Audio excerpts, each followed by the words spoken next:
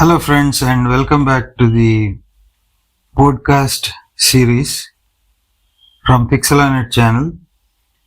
I am your Mr. Black and White S. Bhaskar, and in this first episode, I am going to share some experience and some of the tangible observations of my past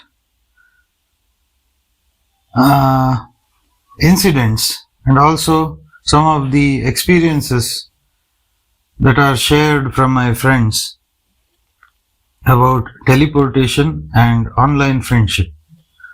This is for those with the age group of between 15 to 18 to be very careful about online friendship, and I'm going to start from the evolution of social media and online friendship.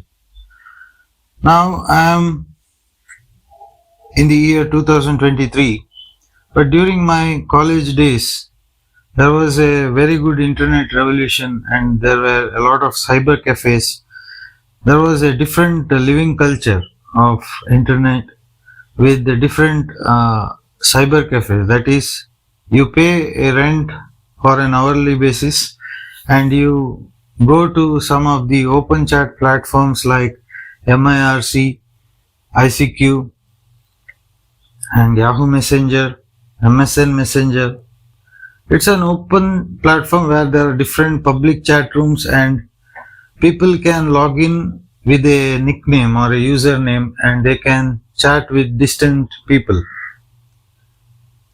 So it was a great experience for people who are lonely, who are self-isolated, to come out of their house and talk to some of the people who are located not only within the country but also out of the country. So as per my experience of chatting and also interacting with people from different international destinations, one element that was present during those days before 15 or 20 years, it was just honesty, loyalty, and faith.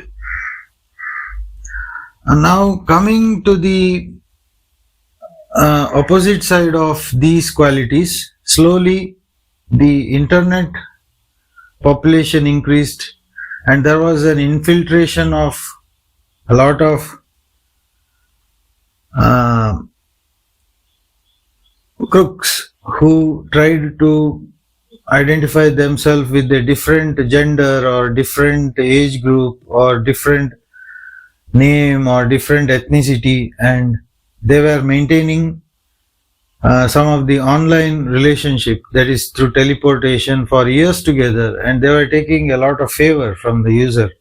And at the end of the friendship life cycle, the user who believed, he never believed any good user, he may be good or an average or a bad user, he lost the complete faith in the online relationship. Okay, so these are some of the observations, tangible observations through my life that I am trying to share, that people, like if you have ancestors like that, if you have the fathers of the internet revolution, where some of the oldest internet users, if you can check from them that the open online platform it was like a lot of freedom, because all are innocent, all are honest, all are faithful, and there is no mistrust. Okay, so consecutively in the coming span of years, the internet has become a very dangerous platform for online relationship and online friendship. People take advantage, and people take a lot of uh, confidence to cheat and to disappoint and to fill people with bad experiences and bitter experiences.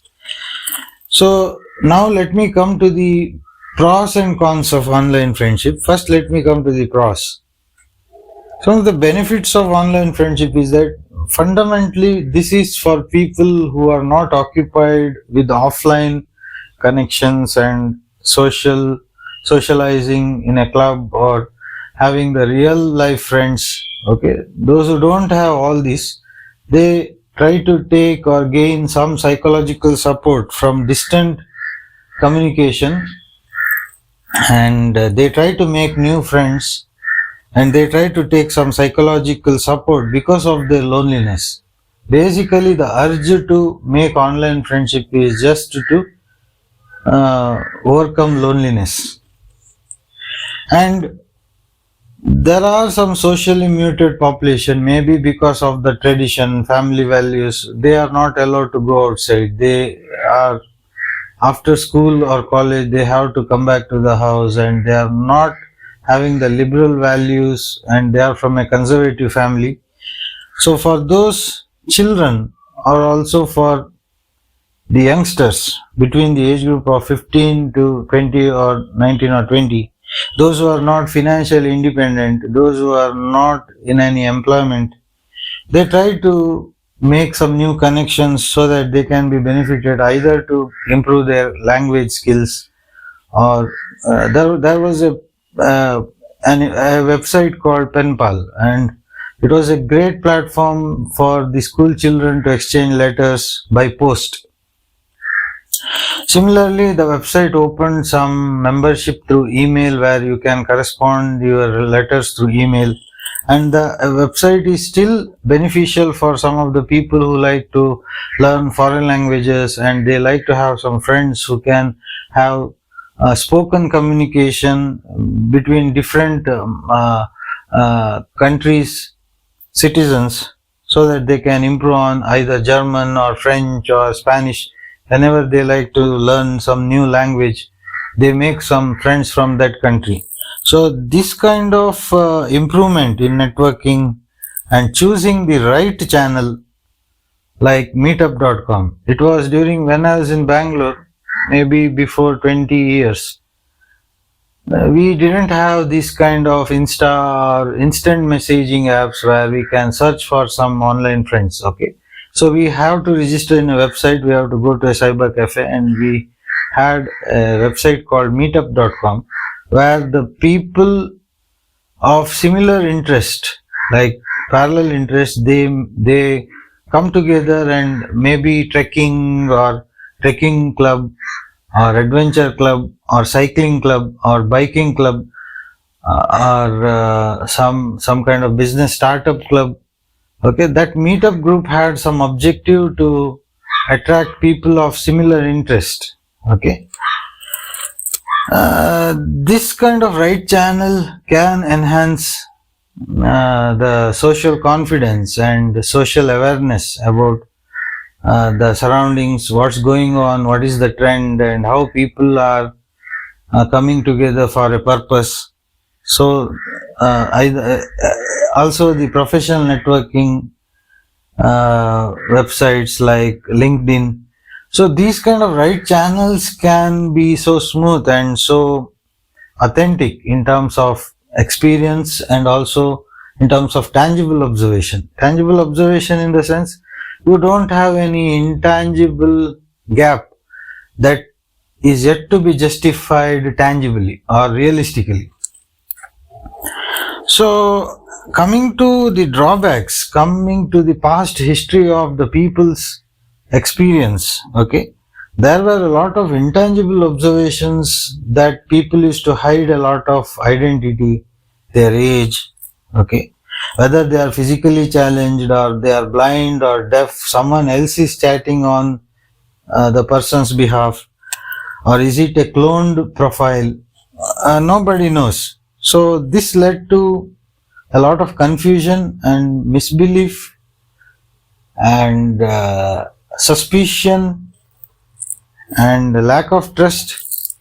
Slowly, coming from the year 2098, 99 to 2010 to 2015, the people went on coming out of the social networking chats because either it created some internet addiction or there was a possibility of losing real life friends when you over concentrate on the online friendship.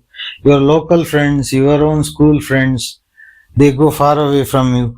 And also there was a possibility of romance scams, like people from different countries, maybe a man or a woman, they first approach with a very, very flavored and sugar coated conversation to attract and to emotionally impress you and emotionally manipulate your feelings and also infiltrate into your privacy, that who are living with you, who are staying with you, where do you stay, where do you reside, and later using it, taking it as an advantage, being an astute to emotionally blackmail you for different favors.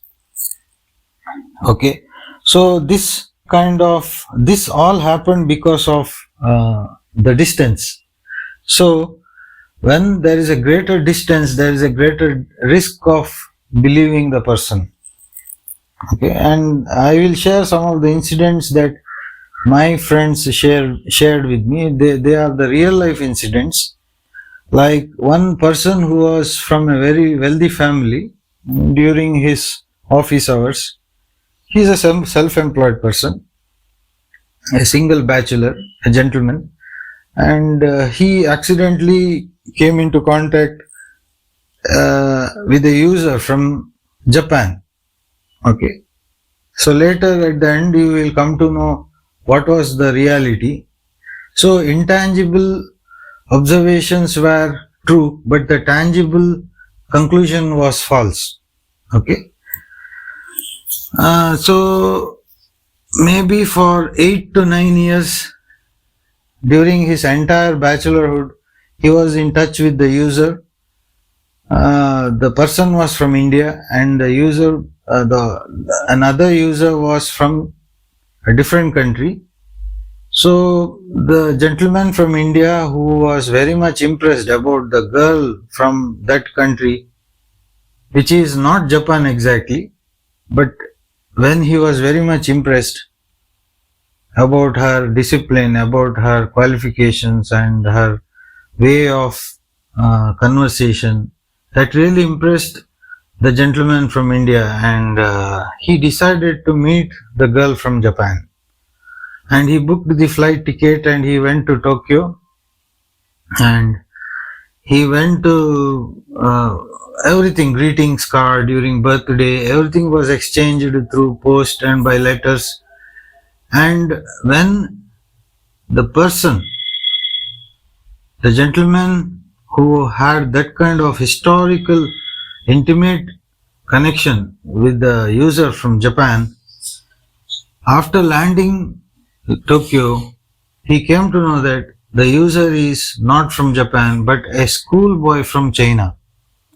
Okay, this was a shock for the person to really see that the Chinese boy was interacting. He never even felt any pity, or even when the gentleman from India told him that he is going to meet him and he is going to see the user in Japan, the user from China never even confessed that, see, from 8 years I am a boy from China, and please don't be disappointed and don't go to Japan, because he never even stopped the person who thought that he used to have a conversation with a girl from Japan.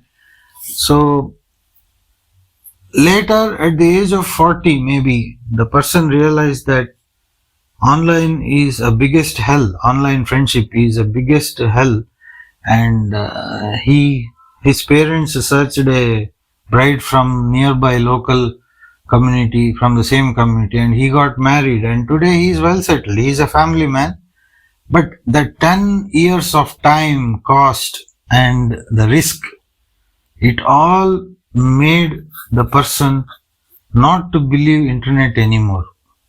So when it comes to the cons, the disadvantages of online friendship, you can find a similar observation in a Bollywood movie, super hit blockbuster, Jab We Met, where the heroine Kareena loves a man through internet, and she waits for him, and once when she goes and meets him, his decision is totally changed, and he will never accept the girl.